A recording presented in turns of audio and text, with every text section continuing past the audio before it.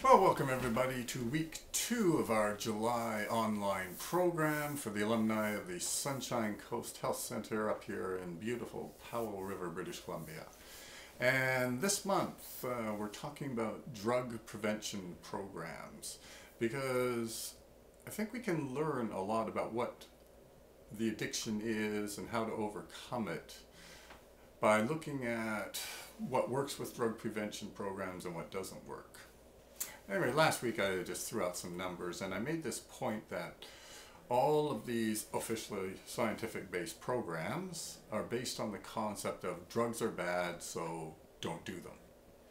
However, the hotshot researchers, when they start analyzing whether or not these programs work, despite what the creators say of the program or the people delivering it, we find out that actually they don't work very well at all.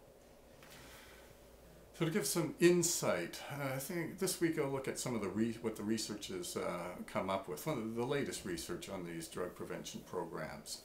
And one of the things that keeps popping up is this concept that is phrased like this: prohibition doesn't work.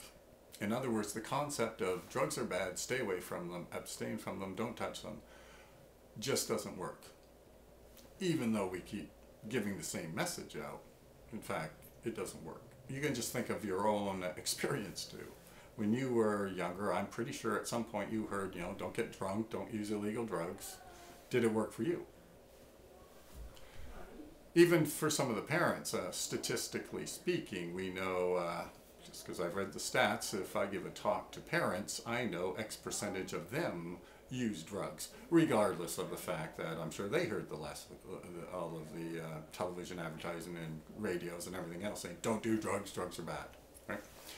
But we do know, statistically speaking, that even those parents who are sitting in the hall worried about their kids doing drugs probably did some too, or got drunk at least a few times, right?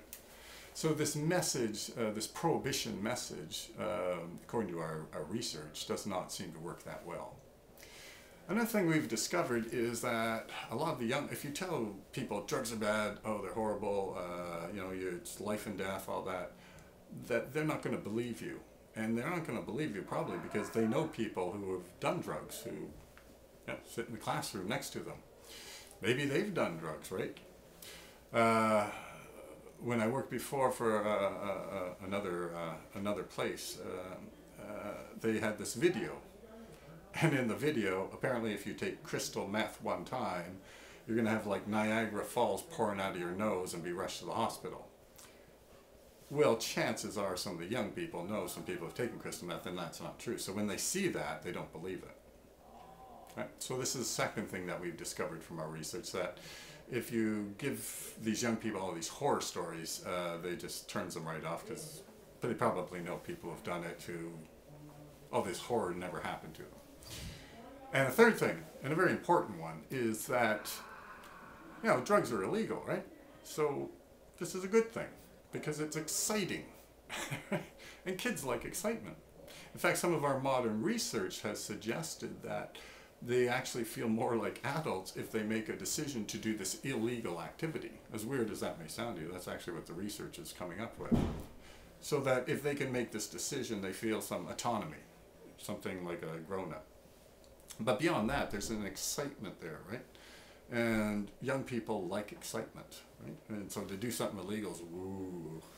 This is one of the things that happened to DARE, by the way. For example, when they actually show some drugs, like here's a little baggie of crystal meth, or here's some pot or something. And even if the kids have never done it, they're fascinated by the drug, right? Because they've heard so much about it, Hollywood and everything else, right? Ooh, that's cool, right? It actually, it's got that sort of that backfire appeal to it again. So these three things that we found, that prohibition doesn't work very well, that people, if you give them this message, and an extreme message, and saying, this is what is going to happen to you if you use drugs, and in fact they know some of their buddies they've done drugs and it hasn't happened to them, they won't believe the message. And then the third thing is, young people like excitement, and to do something that's against the law, this is kind of exciting, right? And so these three basic messages that they get.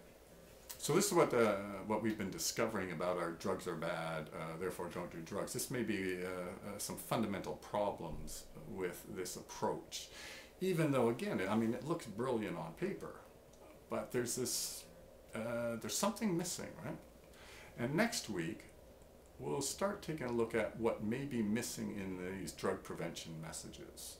So until then, have a good week.